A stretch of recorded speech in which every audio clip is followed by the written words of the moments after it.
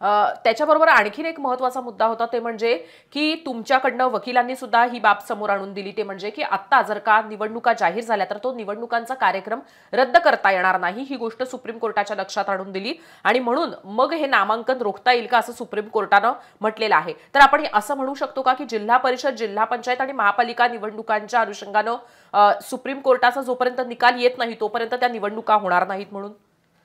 निश्चितपणानं तोपर्यंत यांना निवडणुकाच लावता येणार नाहीत आणि निवडणुका लावण्याच्या अगोदर संपूर्ण राज्यात जी आरक्षणाची प्रक्रिया केलेली प्रभाग रचनेमध्ये तर काही बदल होणार नाही, परंतु जे आरक्षण SC ST आणि OBCचं जे आरक्षण दिलेलं आहे त्यामध्ये ज्या ज्या ठिकाणी ज्या स्थानिक स्वराज्य संस्थांमध्ये नियमाच्या बाहेर गेलेले आहे किंवा ज्या ठिकाणी नियमाचं उल्लंघन झालेलं आहे त्यांना ते करेक्ट करावंच लागणार आहे आणि ते जर आज करेक्ट नाही झालं तर त्याच्यामुळं उद्या या सगळ्या OBC प्रवर्गातून निवडून येणाऱ्या सगळ्या OBC बांधवांना किंवा त्या निवडणूक लढणाऱ्या सगळ्या OBC उमेदवारांना त्याचा फटका बसू शकतो। याआधी झालेल्या निवडणुकांच्या अनुषंगानं सुद्धा हाच मुद्दा समोर येत असल्याचं पाहिलं गेलंय। महाराष्ट्रातल्या अशा 4000 जणांच्या जे काही निवडणूक प्रक्रिया आहे ती धोक्यात आली होती आणि त्या अनुषंगानं तुमचा आत्ताचा हा लढा आहे। पण तुम्हाला असं नाही वाटत की याचिका दाखल केल्यानंतर या याचिकांची सुनावणी व्हायला उशीर झालेला आहे? कारण ऑलरेडी नगर परिषद आणि नगरपंचायतीच्या निवडणुका सुरू आहेत किंवा त्या निवडणुकांच्या अनुषंगानं कार्यक्रम सुद्धा पुढे गेलेला आहे।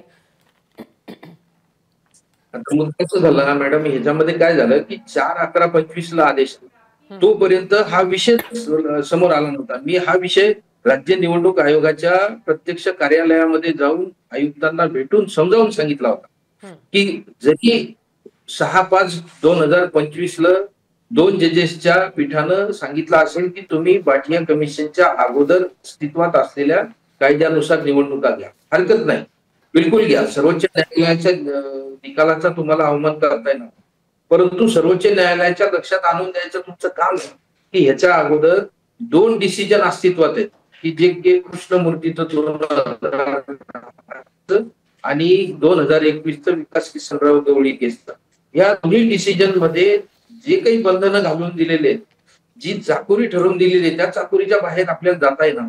परंतु त्यावेळेला मला आयुक्तांनी अशा पद्धतीनं उत्तर दिलं होतं की आम्ही जे काही करू ते नियमाला धरून करू, नियमाच्या बाहेर जाऊन करणार नाही।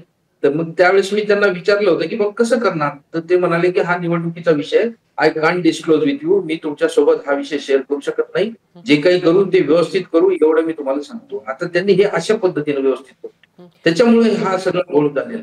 हे जर का अगोदर त्यांनी किमान त्यांच्यासोबत चर्चा केली असती की मूळ याचिका करता OBC राजकीय आरक्षणाचा मी असल्यामुळं तेवढं नाही इतर लोकांसोबत पण माझ्यासोबत तरी डिस्कस केला असताना माझ्याकडनं काही मुद्दे त्यांना जे समजले नाही ते जर समजून घेतले असते तर हा घोळ या राज्यामध्ये आज मोठ्या लोकांना मनस्तापाला सामोरं जावं लागते।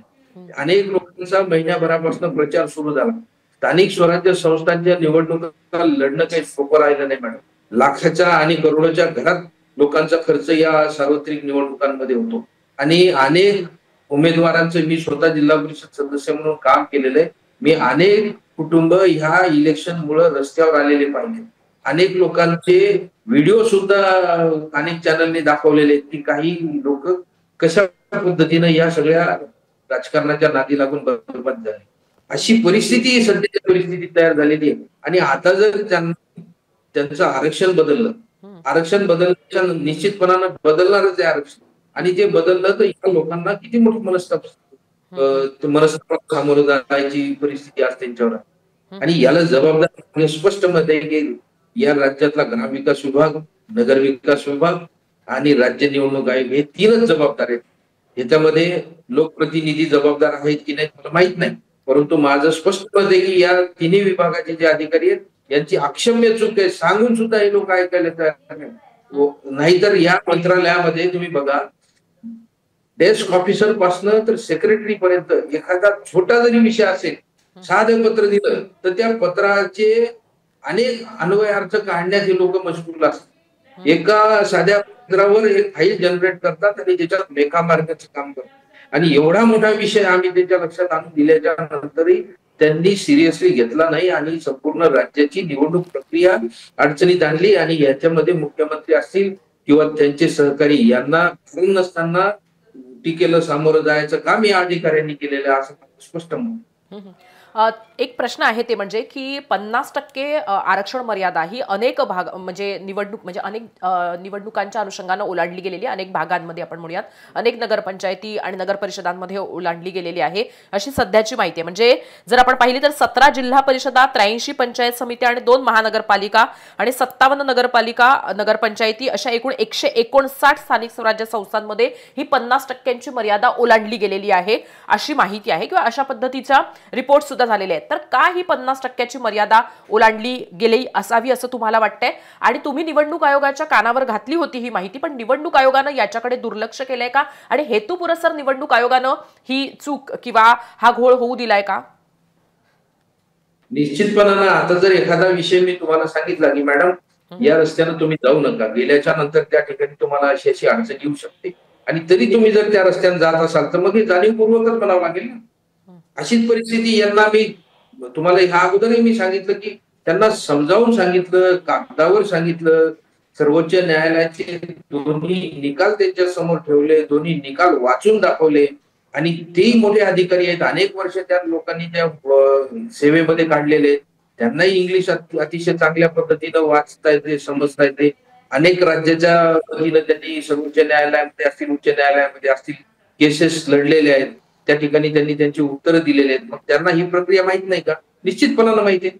माहीत असून सुद्धा यांनी ह्या चुका केलेल्या आहेत आणि त्या चुकांमुळे यांचं काही नाही होणार हो, परंतु आमचे जे ओबीसी बांधव आहेत ज्यांनी गेल्या महिन्याभरापासून त्या ठिकाणी तयारी केली, आज त्या लोकांना जर का त्यांचं आरक्षण बदललं तर त्यांना एक तर त्या तयारीला मुकावं लागते. त्यांच्याजवळ ओबीसी कास्ट सर्टिफिकेट आहे नाही, काहींनी काढलेलं असते. आता नवीन जे आरक्षण पडेल एखाद्या मतदारसंघात त्या ठिकाणी जर ओबीसी लढवणाऱ्या इच्छुक उमेदवारांकडे जर ओबीसी कास्ट सर्टिफिकेट नसेल तर त्यांना सगळी धावपळ करून वेळेवर ओबीसीचं कास्ट सर्टिफिकेट जमा करावं लागते. हाच विषय नगराध्यक्षाच्या बाबतीतही होऊ शकतो. एखाद्या वेळेला नगराध्यक्ष पदाचं जर का राज्यातलं आरक्षण जास्त गेलं असेल तर याचं लोन नगराध्यक्ष पदापर्यंतही जाऊ शकते, त्याची सोडत पुन्हा काढायची परिस्थिती या ठिकाणी येऊ शकते. याला सर्वस्वी जबाबदारी ग्रामविकासचे अधिकारी, नगरविकासचे अधिकारी आणि राज्य निवडणूक आयोगाचे अधिकारी असं माझं स्पष्ट मत आहे. आता